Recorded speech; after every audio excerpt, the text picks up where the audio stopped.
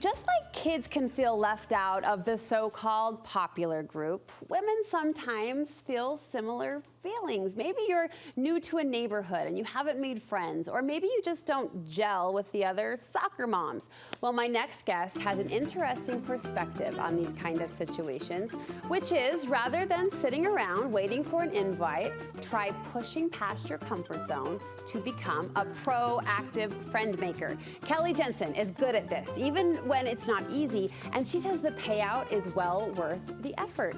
In today's Studio 5 Girlfriend Guide, Kelly joins me to share 4 ways to connect with other women. It's great to see you. Happy to be here. We somehow think we grow out of these feelings, these cliques and the hurt that can sometimes come with them, but you say through your community of women, you've learned that sometimes those feelings hold on. I think so. I think we all feel on the outside looking in at some point, especially with social media. It seems like everybody's invited to the parties. Everybody has the best sisters or the best girlfriends, and you're like, what about me? I'm nice, I'm great, you know? But it reminds me of high school as my kids are getting older, and it seems like, you know, your kid might be home on a Friday night or not invited to something, and they're looking at all these other kids, and it seems their life is so great.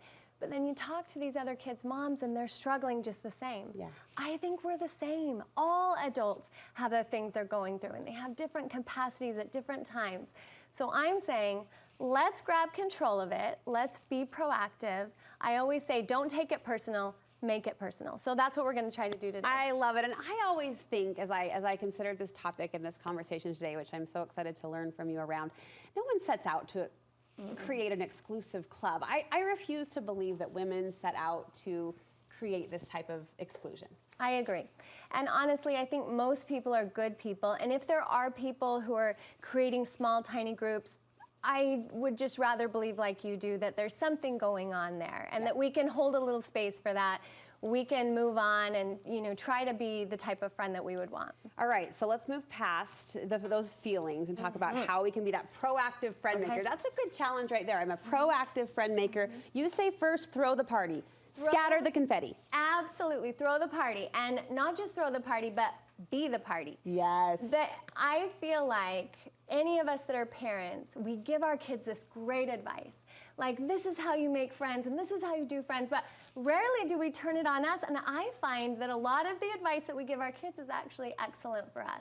So I'm going to try to give you some of the things that I'm telling my kids. Of course, we invite people to the party. If we're feeling left out, we should invite others, but we should also meet people at a high energy level.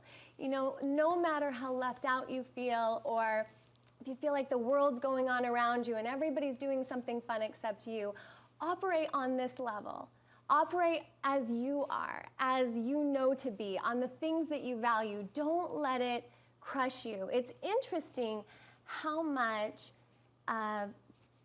we give to people to make us feel certain ways. And what I mean by that is, you know, if somebody thinks we're great, we feel pretty great about ourselves. But if we think somebody thinks we're weak, or they think we're not good enough, all of a sudden we feel not good enough in those situations.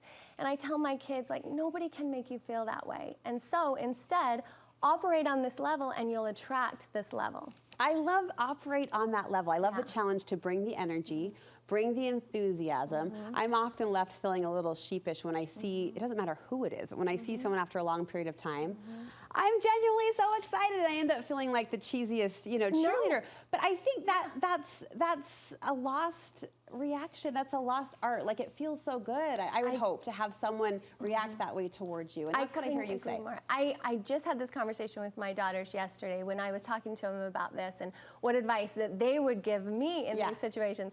And I said, how do you feel when your girlfriends just run at you full speed and hug you? Even if you're more shy, you feel so loved. Right. Well, if you love that, chances are most others will love it too.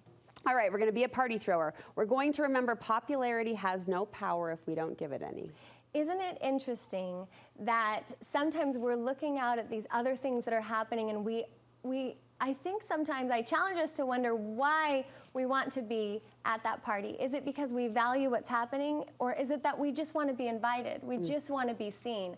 Sometimes, just like my own kids, I think I'm looking at it and I'm thinking, oh, that looks so, I wasn't invited to that. Oh, I wasn't. But honestly, would I want to go? There are certain things that I don't want to do. So I can create these situations, like maybe I want to do a hiking group or a service group. I actually, and I talked about it on here before, there were all these girls that I didn't know very well, but I really liked. And I would exercise with them and we would see each other. And I just invited them to this service opportunity. And we have become so close because they're the type of women that I want to be around, that I value. And we can proactively do that for ourselves instead of sitting around and waiting. Yeah. To be seen by them, we can see them. You say the abundance versus scarcity mentality has a place in this conversation. I think this is a lost art, and I think that we have to bring this into the conversation. We have to give the benefit of the doubt, like you were just talking about earlier. Yeah. I really believe that when somebody knows you, they cannot help but love you. And we have to give that exact same space to somebody else. Like, if they are doing something that's hurtful, just say like, hey, that hurt my feelings. I'd love to be invited next time. How will they ever know if we don't tell them? How nobody can read our minds. We talk about that so much in marriage, but what about in friendships? I'll never know how to be a good friend to you, or if I'm not being a good friend to you, if you don't tell me. And so give that benefit of the doubt. Believe that there's something else going on in their life. Keep operating at this level regardless of what they're able to give back in that moment. And be brave enough to say what you need, say what you want, say what you're feeling. I called a girlfriend and just said, I love this thing that you're doing. I know you have your group already, but I would love to be invited. And she invited me. That is scary. It doesn't always work out, but I feel like how would she ever know that that's something I'd like to be involved in? And maybe she can't invite me, and I would have to be okay with that, of course, because you cannot invite everybody. Right. We have to reasonably think that. In our final 30 seconds, let's just punch home this idea of how we can model proactive friendships. That word, I think, is just echoing in my heart chambers. Like, let's be proactive about it. Well, we cannot sit back and wait. We would never tell our kids to sit back and wait to be invited, to wait to make friends. What do we tell our kids? We say, put yourself out there. You know, allow people to get to know you. You're fantastic. You have so much to offer and so much to give. And I encourage everybody out there listening to this, like, you have a lot to offer, and sometimes it's not always about us. Sometimes it's about what we can give. There's different moments in our life, and sometimes the best friendships are born from a need that's not ours.